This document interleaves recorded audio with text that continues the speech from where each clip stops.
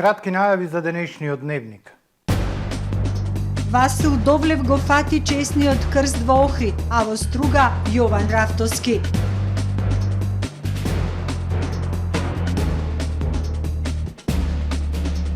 Екипите на Општинската организација на Црвен крст на висина на задачата.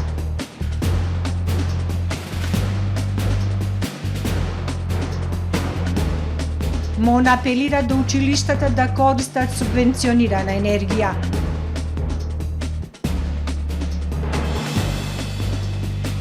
Расте бројот на заболени од грип во Охрид.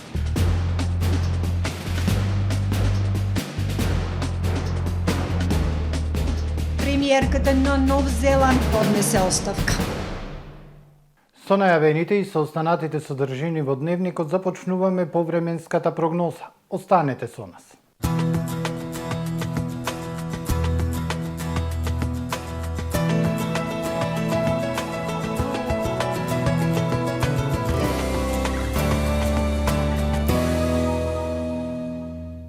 Во Охрид денес времето умерено облачно и нестабилно со измерени максимални 12 степени Целзиусови.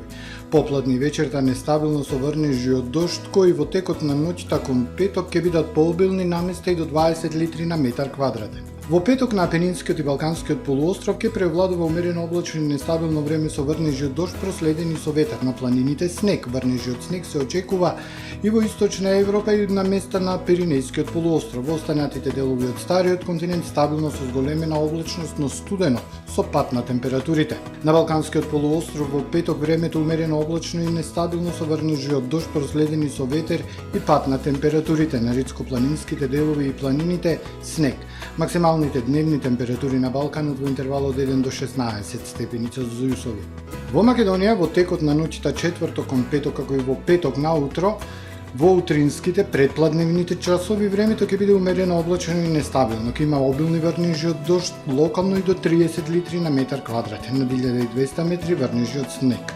Попладне, постепено врнежите ќе престанат, ќе дојде до намалување на облачност и ќе има кратки ведри периоди. Минималните температури од минус 3 до 6 степени кон крајот на денот, максималните дневни од 4 до 14 степени. Во Охрид во петок во утринските и предпладневните часови нестабилно време со врнежи од дожд проследени со ветер и ниски температурни. Минималната 3, дневната 7. Во сабота умерено облачно и нестабилно време со врнежи од дожд и пат на температурите до 6 степени, а во недела свежо утро. Температура од 1 степен. Во текот на денот сончево со локална облачност и потопло време со максимални 7 степени. Во понеделник времето во Охрид умерено облачно и нестабилно со врнежи од дожд и ниски температури. Минималната 3, дневната само 4 степени.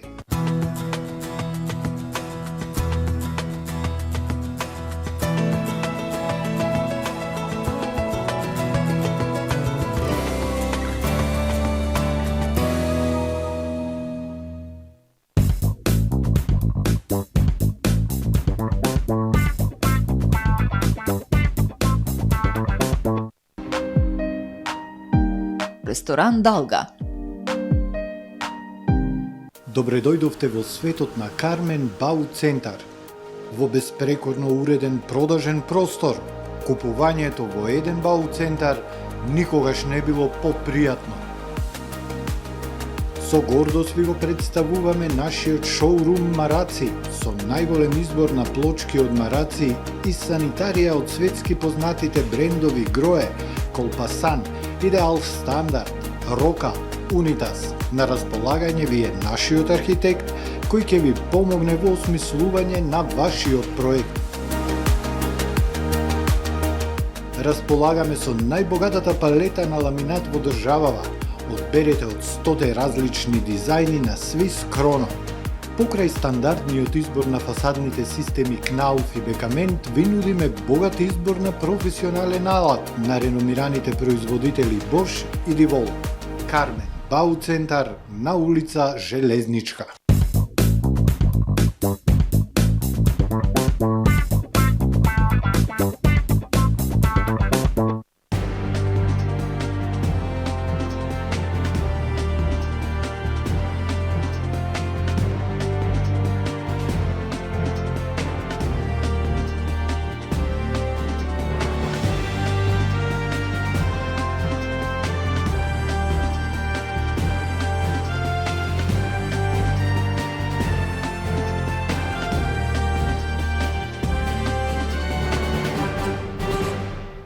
Добар ден! Прво издание на Дневникот на ТВМ телевизија. Варошанецот Васко Довлев е среќниот фаќач на крстот. Јужниот ветар и високите бранови не ги попречија верниците да скокнат по светиот крст. Силниот ветар не ги спречи ниту охриѓани, ниту гостите да присуствуваат на осветувањето на водите на Охридското езеро. Васко Довлев е среќниот фаќач на крстот во Охрид. 19-годишниот Довлев од Варош за прв пат го фаќа крстот. Вели дека од многу мал скока по крстот на богојавление во водите на езерото. Споделува дека е многу убаво чувството кое го има денес на овој свет ден. Некако осеќав дека е едноставно врце ми дојде, осеќав дека е за мене.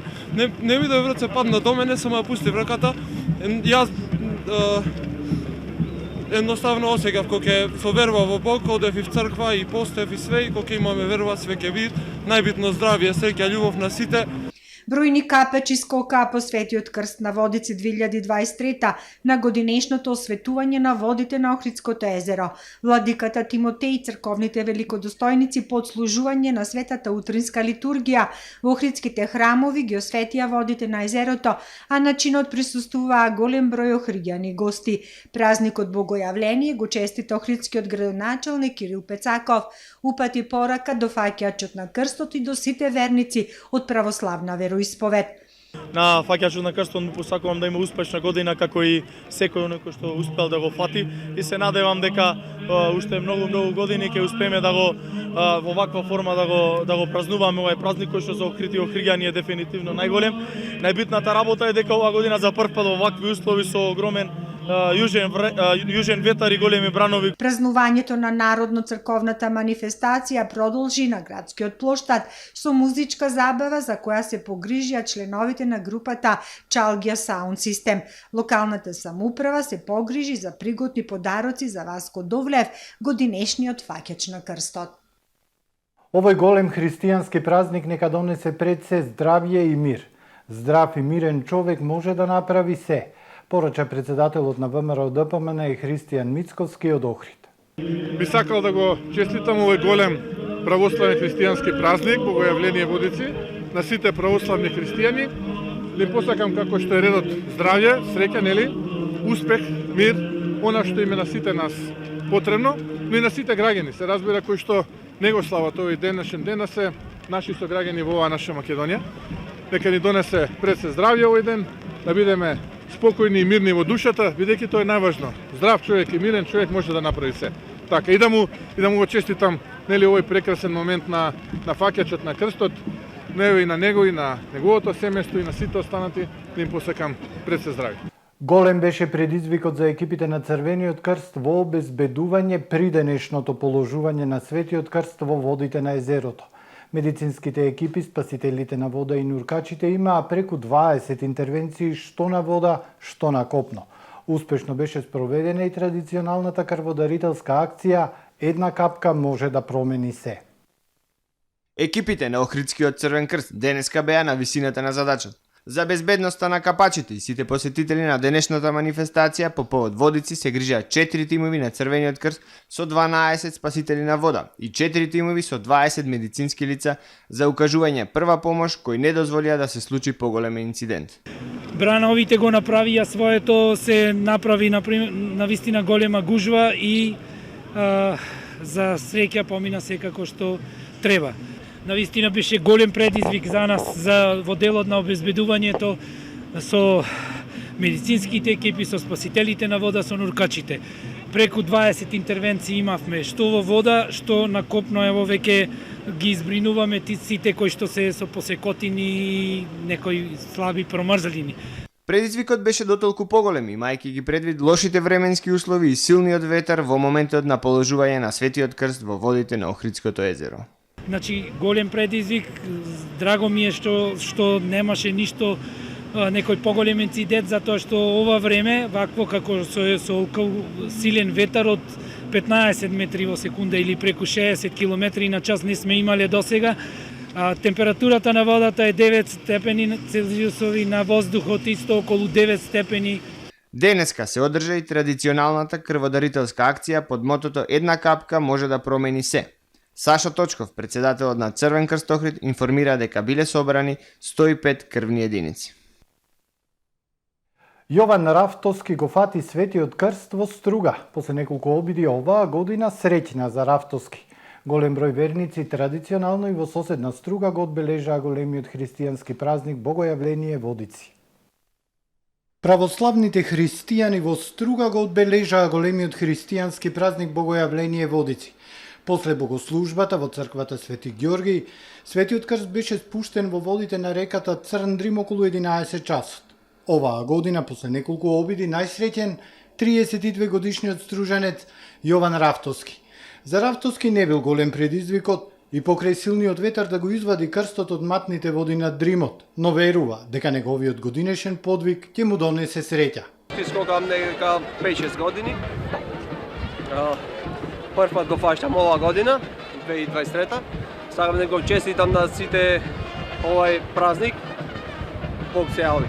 Па не ми е проблем, јас сум искусен нуркач и пливач. И годинава среќниот фаќач на Светиот крст беше даруван со пригодни подароци од годинешниот кум на манифестацијата, градоначалникот Рами Смерко, како и од спонзорите на манифестацијата.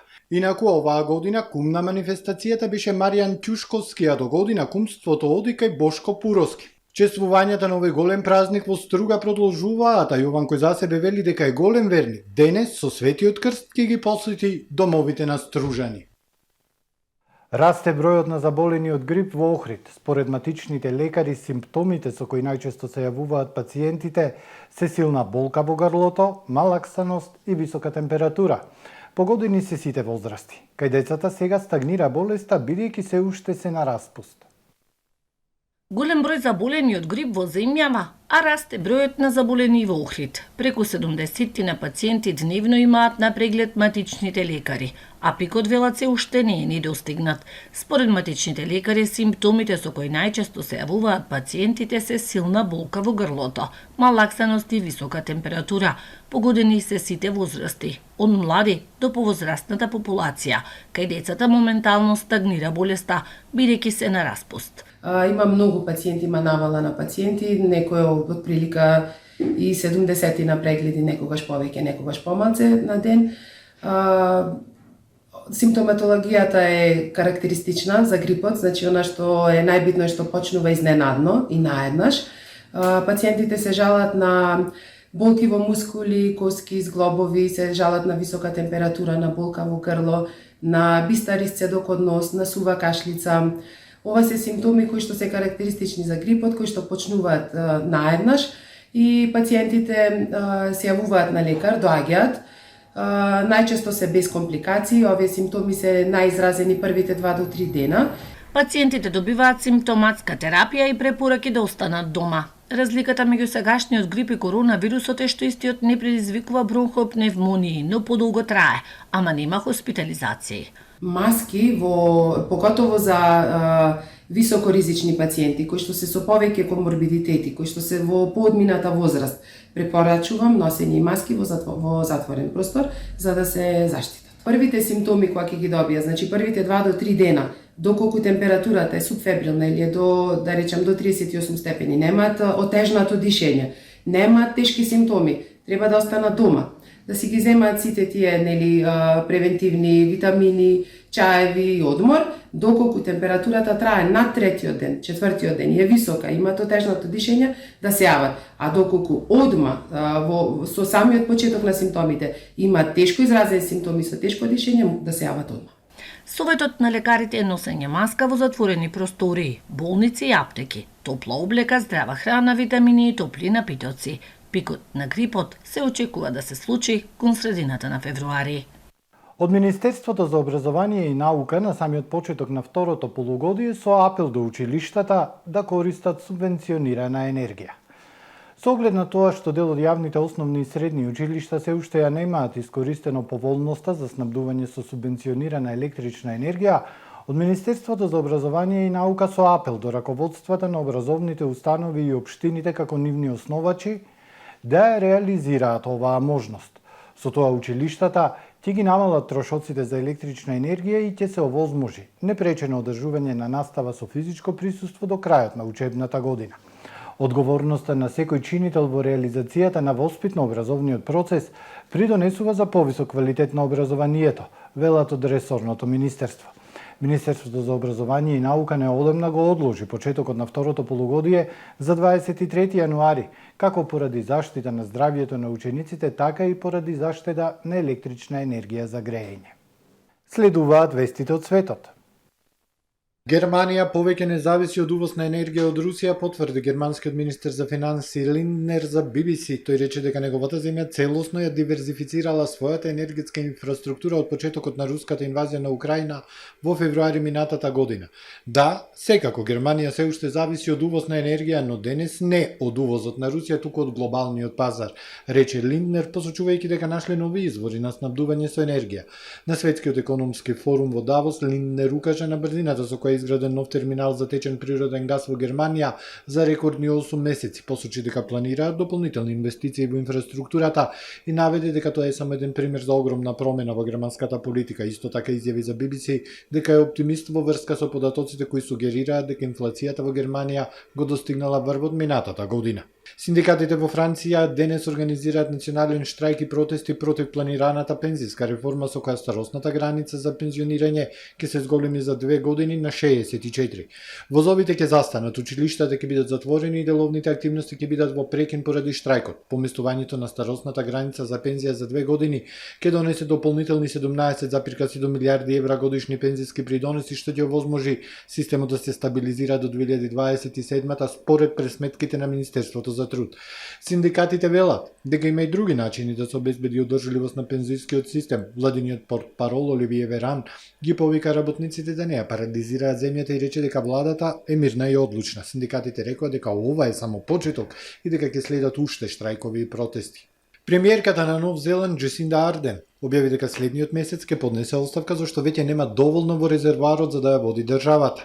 Стана многу емотивна додека зборуваше колку предизвикувачки биле изминатите 6 години. Пратениците од лабористичката партија в недела ќе гласаат за нејзиниот наследник. Шокантна објава на Арден следува додека анкетите сугерираат дека нејзината партија ќе има тешка задача повторно да победи на изборите закажани за 14 октомври. Стана најмладата шефица на држава на светот кога беше избрана за премиерка во 2017 на 37 годишна возраст. Следната година стана мајка и потоа успешно ја водеше земјата низ пандемијата на COVID-19, но иако стана политичка звезда во светот, анкетите покажуваат дека не ужива голема популарност дома. Нејзиниот рейтинг моментално е најнизок од победата на изборите во 2020 година. Светот гледа во пресрет на ураганот категорија 5, изјави Антонио Гутереш во својот говор пред светските лидери на Светскиот економски форум. Генералниот секретар на Обединетите нации оцени дека светот е во жална состојба. Нашиот свет е зафатен од совршена бура на повеќе фронтови, рече тој. Меѓу главните закани со кои се соочува нашата планета ги посочи предстојната глобална рецесија, војната во Украина, растечките нееднаквости, зголемувањето на трошоците за живот, високата задолженост на ранливите земји и последиците од пандемијата. Гутереш рече дека во борбата против глобалното затоплување ја губиме битката и дека секоја нова недела носи нов климатски ужас. Го завршуваме првото издание на Дневникот на ТВМ. Ви благодарам што не следевте. Пријатно.